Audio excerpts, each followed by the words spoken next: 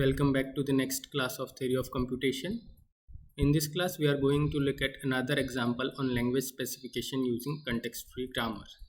Here, we would be writing a context-free grammar to generate the language L equals to A power M, B power N, such that M is not equals to N. So, the string that would be generated by this particular language would be of the type A or B or A, B, B or AAB, AABBB and so on, such that the number of A's and number of B's would not be equal, right? So any string with having equal number of A and equal number of B should not be accepted by this particular grammar. Here we would be writing a production in a way that first it would be adding the equal number of A's and equal number of B's, and then we would be writing such rules that would be changing the number of A's and number of B's at least by 1, right? So the production that would be adding equal number of A and equal number of B would be like this. So we add a production S derives to A as B. So whenever there is a A, it would be adding a equivalent B at the end. So this would be having equal number of A's and equal number of B's. But to change the number of A's and number of B's, we need to add a rule such that it would add either a single A or multiple A's, or it would add a single B or multiple B's, right? But not both, right? For that, we would be making use of another non-terminal that would be used to generate multiple A's and another non-terminal that would be used to generate multiple B's.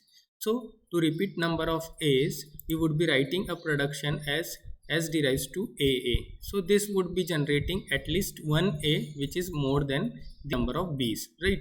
So if we use directly the production S derives to AA, so it would be generating only the strings over A and not B, right?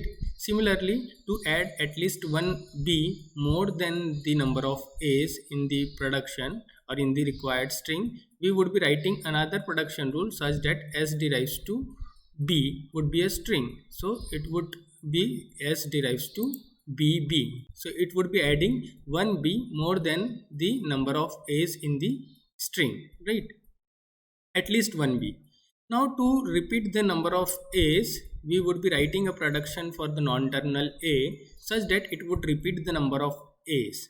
So it can add one or more A's over there. So we would be writing a production that A derives to AA.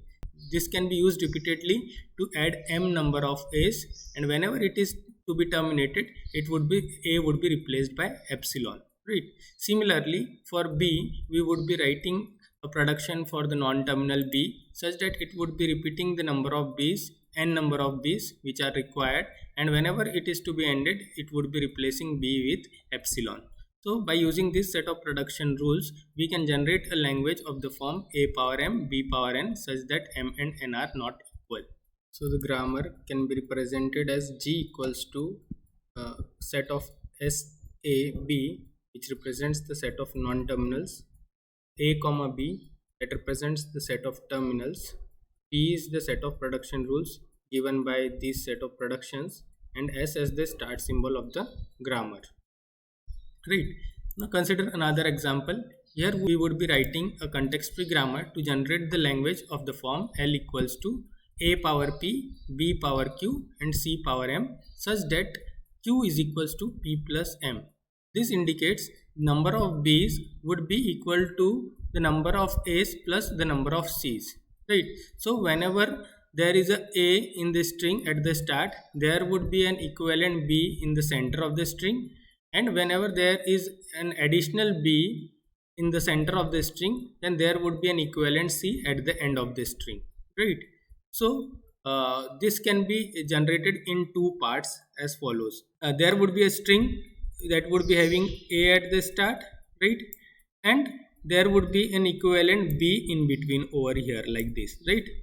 So this would be P and B would be sum of a number of A's and number of C's. So when there is one A at the start, there is a B in between. Whenever there is a C at the end, then a equivalent B is there in between, right? Like this. Okay. Similarly, then if there is there are two A's at the start, then there would be two B's in between, right? Like this. And if there is a single C at the end, then a equivalent B would be there in between. But if there are two C's, then there should be two B's equivalent to these two C's in between, right? So this can be generated in two parts. One part would be generating a and equal number of B, and the another part would be generating a B after this AB and an equal number of C at the end, right? So this can be done by as a two separate part, right? For that we would be writing a production that would derive to two non-terminals, and these two non-terminals would be generating two different parts as in the previous example. These are the examples of the string that would be generated by the given language. That would be AB, because number of B's are equal to number of A plus number of C. As there are no number of C's, so there would be only one A and one B. Similarly, there can be zero number of A's, so the string would be BC. If there is a one A and one C, so there should be two B's. There are two A's and two C's, they start and end, so in between there should be four B's. If there are two A's at the start and a single B at the end, so there should be three B's in between. So this can be generated in two parts as follows. So we would be adding a production of the type S derives to AB, where A and B are non-terminals. So the first non-terminal A would be generating the string with a P number of A's followed by P number of B's, and the non-terminal B would be generating M number of B followed by M number of C's. So in this way there would be P number of A's followed by P plus M number of B's followed by M number of C's, right? So A would be generating number of A's followed by equal number of B's, and B would be generating number of B's followed by equal number of C's. So we would be writing a production for A as A derives to AAB or epsilon. So you can repeat this rule P times to have a string of the type A power P, B power P, and whenever you want to terminate, you can replace A with epsilon.